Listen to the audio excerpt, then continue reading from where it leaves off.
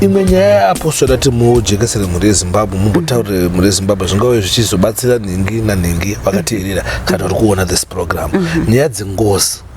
tinongonzwa kuti sometimes vana zvinhu zvedu hazvisi kutifambira zvakanaka nekuda kwedzimwe mhosva dzakaparwa navabereki vedu. Nyaya dzengozi dzinombofamba sei? Right, nyaya dzengozi dzinobva kure handiti ka dzimwe ngozi dzakatoparwa nematateguru handiti dzimwe ngozi dzakaparwawo negeneration yemadzibaba edu handiti vamwe vachichekeresa kuda kuita mabhizinesi vamwe vaitochekeresa chaiko kuda kunzi aitwe ndiye anorima stereki handiti saka nhau idzodzi dzikozoita dzimwe ngozi dzinobva pakuti pane vashandi vaitorwa kana vakatorwa nemadzisekuru edu kana nemadzibaba vakazongotsakatika vatorimo mukati memadzinza muya vasina kuzowigwa zvakanaka because tozowa kuti way back kwaigona kuuya vanhu vekuMalawi vanhu vekunana Mozambique vachishanda zvakaita mukati menyika ino yeZimbabwe handiti vanhu imo vakangotsakatikira mumafamilies handiti mavaishanda imomo handiti of which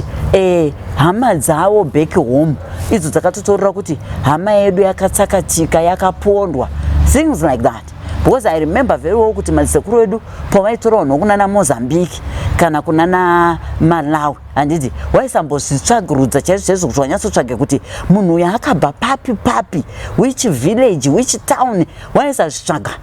chavo chawaingoda kuitirwa mabasa awo handiti saka munhu aipedzira akuita sekuti it's part of family otoitawo mhuri yake aripo chichi handiti yekamuzoti munhu yapamwe azotsakatika adi hama dzawo uku kana munhu asina kuzombodzoka waingotora kuti munhu wedu kana kuti akapondwa akaenda kuZimbabwe akapondwa wongoitawo chiwanhu chawo pamwe chawaiita sei chawaita of which mhepo iyo inogona kusimuka futi mukati memadzinza watowo mweya wengozi handiti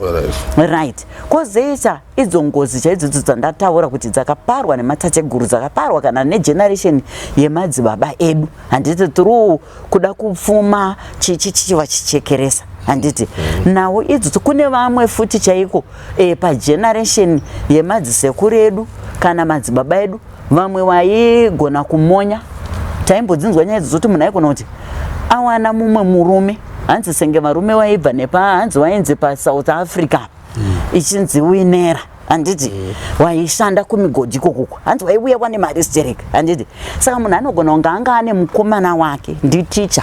handiti obva awana abva uko ane mari yakawanda kuSouth Africa pamwe anga atoita nhumbu yeuya waanga anaye hanzi wamwe wacho waibvisa nhumbu kana kutomonya mwana handiti muri kuzona kuti azvara obva amonya mwana unomukanda kana kumvura handiti saka ingozi iyoyo it's part of ngozi yekuti zvinogona kuzenge zvichisimuka zvichinetsa generation inenge ichiuya kana akamonyewa ari mwana musikana kana kuti mukomana anenge akuafekta kuwana wakomana kuti kana maidawo kuroora ini ndaitodawo kutororawo handiti mukona wona vana havacharori vana vanongoita urombe akatora uyu mukadzi aramba akatora uyu mukadzi aramba akatora uyu mukadzi adi aramba semaplezi nekuwasikana aroorwa apa arambwa aroorwa apa arambwa nekuda kwengozi yakaparwa through munhu akangomonya mwana nenyaya yekuti aisada kuzikanwa kunzi ane mwana inove ndo nyaya futi imwe iri kuitika mazuva ano musikana anogona kubvisa nhumbu 5 idzi osvika 30 years achingoti ndiri musikana asi akatobvisa nhumbu ngani 5 ingozi inozonetsa futi mangwana saka nhau yemweya yengozi iyi inoda kudzidiwa nayo ine proper way kuna vanhu vatambura vachitenderera handiti vamwe watonuza maproperties achizama kuda kugadzisa nhau yengozi yepafamba panonzi pane mweya wengozi mukati medzinza renyu pane mweya wengozi but kuti zvinopera handiti anengada kubvunza kuti imimi munoti mushonga wengozi mushonga wengozi chii mushonga wengozi wamwe wane slogan yekunzi kuiripa handiti ka asi tochitarisa kuti right inini ndaberekwa nhasi pamwe maperenzi angu inini akatoparara vakafa handiti right madzisekuru angu akusina ndiri kufamba ndiringoziva kuti pane mweya wengozi wakaparwa pane mweya wengozi wakaparwa handiti tati isusu mushonga wengozi kuita sei kuiripa ndinoiripa sei handiti handingatorika kudhara handiti wainzi waigona kutora mwana weuya akazviita wonomuripirira ka handiti ka asi nowadays hazvichagoneki kuti inini pano ndonzi ndotora mwana wangu unoripira zvinhu zvandisingaziva ndizivi kaini kana kwakaparwa ngozi yacho maparents hapasisina madzisekuru madzita hapasisina asi nyaya yairi kubatwa pandiri nhasi handiti saka handikwanisi kuti nditore mwana wangu ndichienda kupi naye handiti asi Mwari wane uchenjeri hwawo mukati mevanhu vavo zvaukaona kuti aiwazve hamungapedzi pfuma yekuti muri kunoripirira ngozi handiti munoziva kuti nguva yana Abrahamu kwaive nemasacrifice aiitwa ezvipiriso zvaiitwa handitika wachinoita pfungaidzo handitika yewai yawaiita handiti vanhu havazivi meaning kuti yaireverei yakanga iri yekuripirira mhosva dzainge dzaparwa nemageneration ekumhuri yekwana Abrahamu handiti but vanhu vainge vasingazvizivi handiti yakungonzi sacrifice yakuitwa yakunzi altar itai altar breaking but handizvo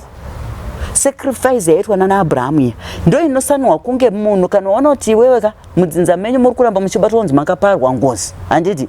iwo unosanwa kuti utsvage munhu anogona hazvisi kuti unongoenda pamunhu asina kuburutsirwa handiti ka that gift yekuti ange achizorodza mhosva dzakaparwa mukati memadzinza handiti zvinofanana kuti munhu achiuya handitika nedambudziko rake tinokumbira kuna Mwari kuti Mwari toita sei madambudziko ari kunyanya kuramba achinetsa vanhu vanowatenderera vanhu vaita sei handiti Mwari vanokupa paya kana kuti paunenge uri pamitsanyo yako Mwari vanogona kukupa through madreams handiti kuti apa ita zvakati vanhu ngavadai handiti ndokuti wasunungurwe pachikamu ichochi chiri kunetsa nokuti mweya yengozi inofambirana nemweya yezvikwambo handiti inofambira Apostle saka tatisusi ngozi ikanetsa takanzi pabatwa ngozi tatofana kuita isusu kuenda kune munhu anokwanisa ane that talent ane chipo ane gift iyoyo yekugona kunyaradza ngozi asi hapazodiri kunzi kuripa mazimombe hakuna izvozvo hakuna dzinotozorodzwa ngozi dzeya kunyangwe mafamilies wapera nenyaya yevakaita urombwa hwezvikwambo kana wapedzwa nengozi idzodzo handiti kungozviita ka1 kuita sacrifice iyoyo yavanoita handiti waita sacrifice no ndiri kuziva hangu kuti kutaura kwandiri kuita kuti kune matsotsi handitika wachaona this program handiti wachada kuziva kuti vanozviita sei nokuti ndasangana nazvo vanozviita sei kuitira kuti isusu tigozotanga kunge tichibatsira vanhu tichidaro hazvishandi nokuti kunyange ipapa ndikati kutaura kuti munopisa chakatika but pane umwe munamato wangu wandinozosanganisa handiti mwana in other words imi mapostori munozvikwanisa kuzvibatsira yes ndasunungura mafamilies akawanda watambura nenyaya yengozi watambura nenyaya yezvikwambo ina ndikuitika zvongoti uyai mamarriage ndichichichichi tinotarisa pane mudzi handitika weproblem handiti iwewe wanzi watambura pane urombwa wakaitwa handiti what can you do nenyaya urombwa iwowo handitika haunganobayi munhu nebangaka kuti wewe ndiri kunzwa kunzi ndiwe watipedza mufamily aiwo unongorowa bhomba rako rounoseta handitika wakanyarara unozoona wega zvinenge zvaakuitika handiti vanhu vari kusunungurwa with that simple thing munhu anzwa nekutenderera wabudisa mombe waendesa mota dzaenda mari dzaenda ma-thousands aenda muri Zimbabwe ndofunga muri kunzwa apostori kutaura kuti dambudziko rengozi iri kana pachinge paina nedambudziko because maprograms aya apostori anatichita kutsvagai vanhu vanonzwisisa nezvemweya vanoziva zvinhu izvi ndeyekuti pana kunenge paine vamwe vanhu vanenge vachiona vanenge vaine matambudziko aya ndeyekuti vanhu vabatsirikane vanhu vawane help vanhu vasunungurwe saka muri Zimbabwe ndofunga muri kuzvinzwa zvoti vanhu apostori kuti izvi vanozviziva izvi vanozvigona. Saka pachinge pane dambudziko iroro anenge achizoda kuita sei kubatsirwa, namba dzaapostol tinenge tichifunga munongodziona kuti paprogramu ichitanga dzisingobuda pascreen ndo namba dzaapostol dzavanobatika, mogona kuwabata, vanogona kubata yanditi then mowabatsira because chinangwa chedu chete ndoti vanhu vaziye wabatsirikane kuti zvazvibatwe izvi zvinobatwa, izvi zvinoitwa, izvi hazviitwe,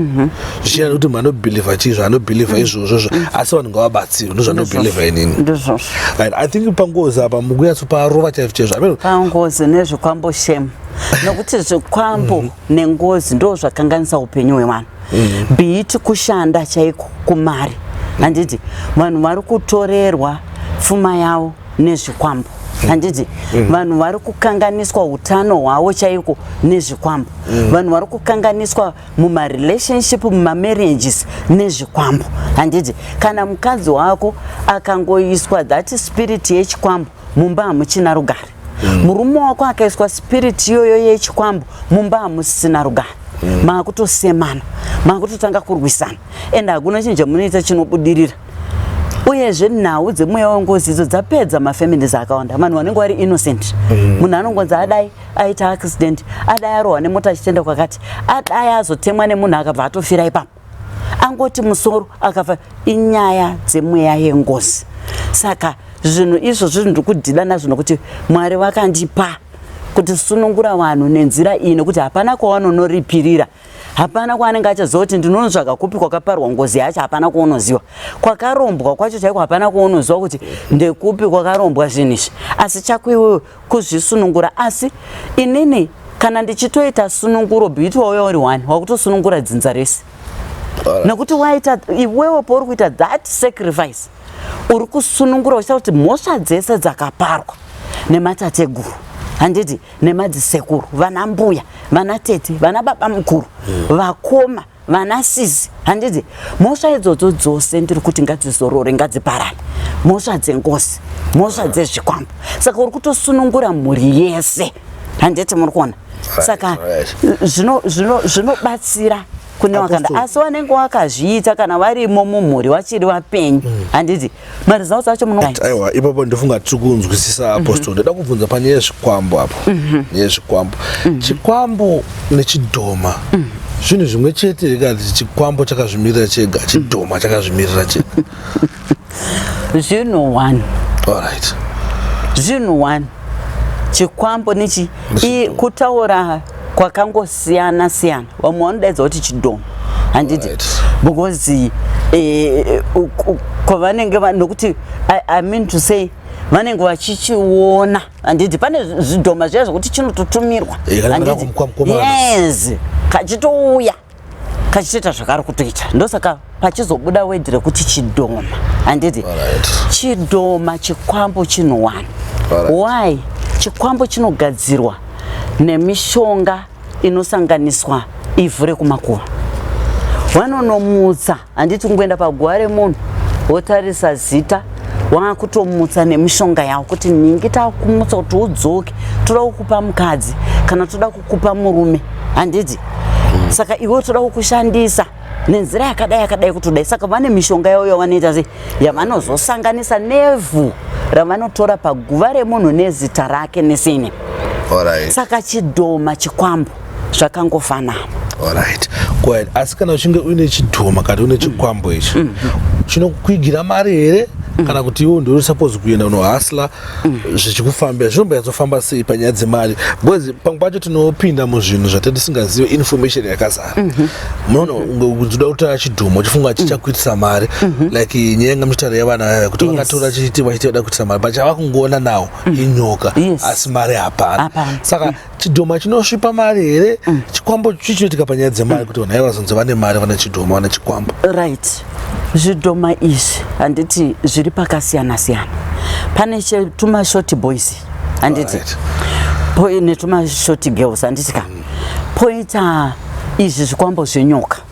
handiti poita zvikwambo zvematatya, poita zvikwambo zvemapete chaiwo nemasvosve,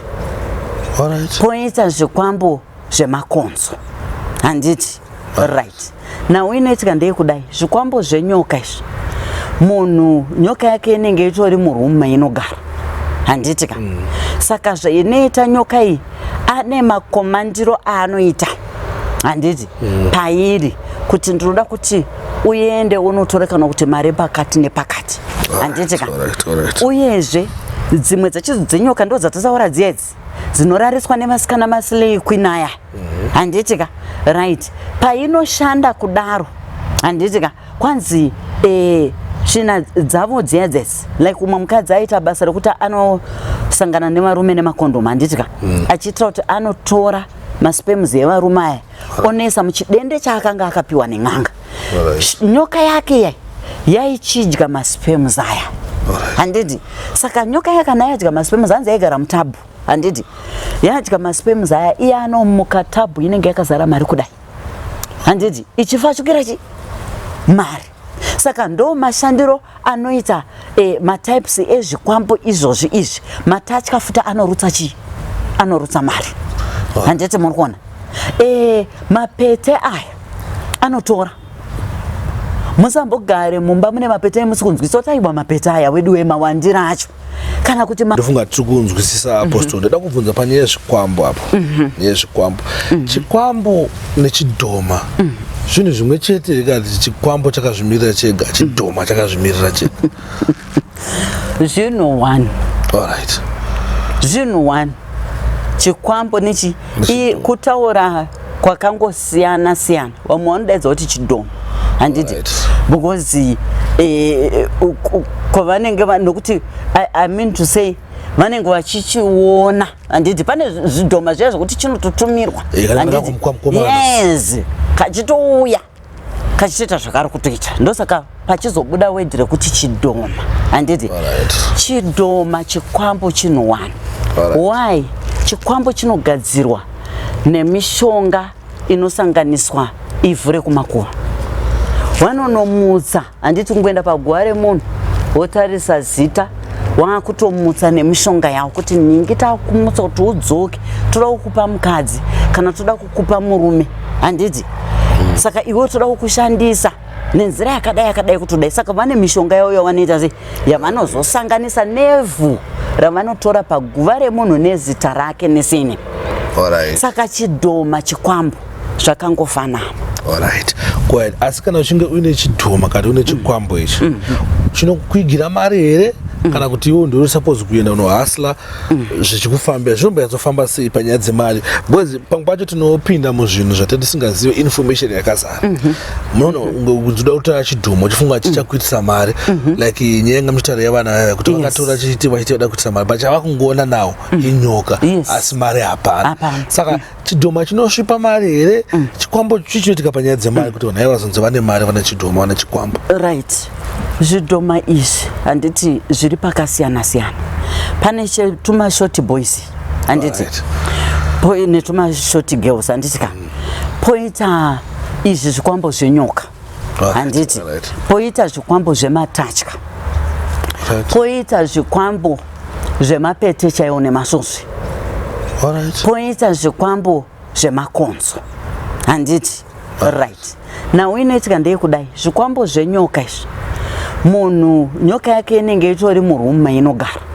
handitika saka zvainoita nyoka iyi ane makomandiro aanoita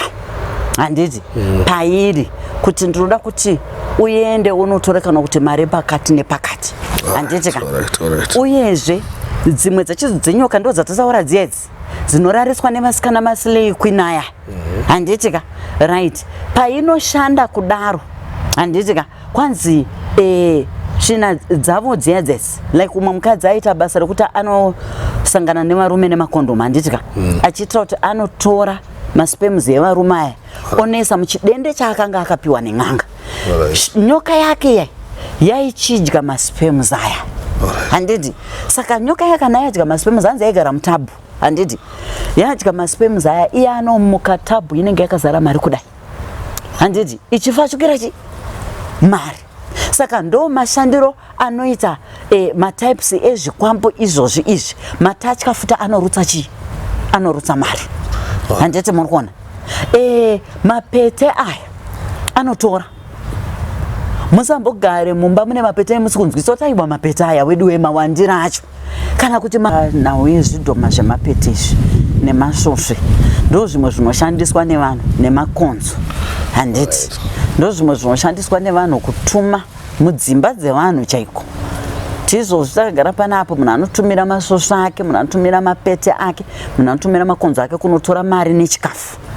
handiti mudzimba dzevanhu saka munhu ukaona uchiona mapete wasipureya uri kudii anoita saasingafi anoramba achingo uchiona mangwana akawanda akadaro aiwa ita kuti mushonga wokuyo uri kushandisa uya handiti pakusipureya mapete imbonamata nawo mushonga iwoyo wotaura kuti kana zviri zvikwambo izvi zviri kutumirwa kutora chikafu kutora mari pane vanhu vakawanda vanopureya nenoutanotaura kuti munozovapusu kutenga gurosari darika rumba but chingori 4 chete indine ndatenga grosari kuti kana utiite 2 months but 2 weeks unoona ratopera zvinhu zviya zviri kutumirwa masvosve makonzo mapete asi apostle tomboti zvinhu zvindazviwana wedza mukuziva kana musaziva asi zvinhu zvandichazvide ndozviitawo sei zvinhu izvi right zvino kana usingachazvidi zvine zvaakuda kubuda pachena makataurirana kuti ina akakupa handiti miko dzamakapanana ndedzekuti kudii handiti nokuti kana iwewe wakapiwa miko yekunzi zvinhu izvi kana watora hako ibva waziva kuti ndezveupenyu handiti unopinda nazvo muguva saka unenge utongoshingirira wakadaro handiti nokuti unogona kuuya kwandiri inini mwoyo wobva wanditi kwete munhu usamubatsiri zvinhu izvi akanzi anofa nazvo handiti muri kuona iwewe ukada kutomubatsira ipapo unosara iwe uchifa kana kuti vana vako ndosaka mutoona kuti mamaprofita vanoda mari sereke vaya vanokudza mari vasingakudzi upenyu anogona kuti vanhu ivo vaya vakaita sevava oti uya nazvo handiti mozonzwa unzi mangwana vana vemuprofita uya wakafa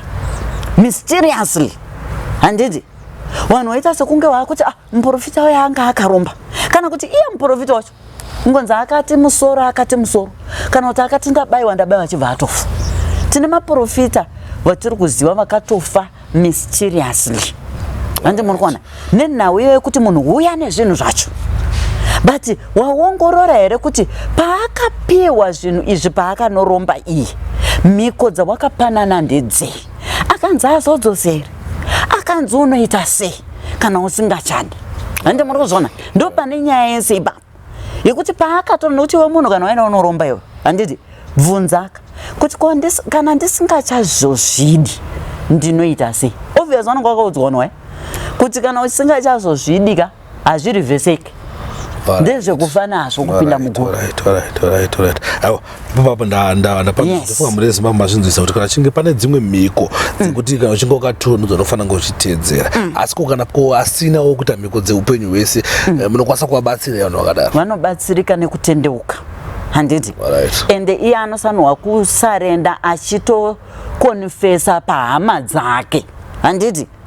nekuti munhu iyeyoka anga ari kushandisa hama dzake kuti iye handiti zvinhu zvake zvinge zvichimuita kuromba kuyako asi kuromba kokungotika ari kuromba zvinhu zvake zvichingodai zvakadaro zvega zvine zviri kushandisa hama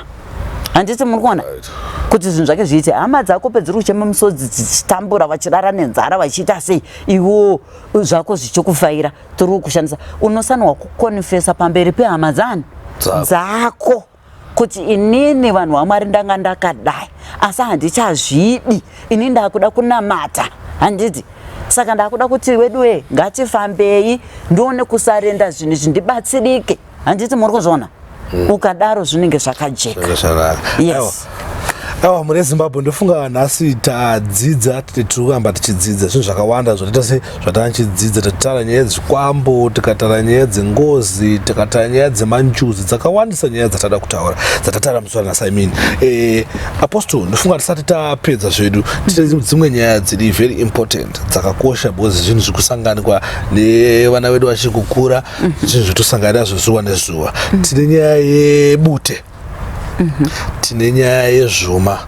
zvatinoona zviri muchiuno, maybe zvingava muchiuno wemasikana vedu kana kuti chipa pano ndobvundu kushaza kumana chichikuitika. So I think vanhu vakava knowledge pamusoro penyaya idzi vanhu vakava knowledge pamusoro penyaya idzi zvigona kuti basa muri muchatanga nyaya yebute here kana muchatanga nyaya yezvuma. Right. Nyaya ndoda kutanga pazvuma.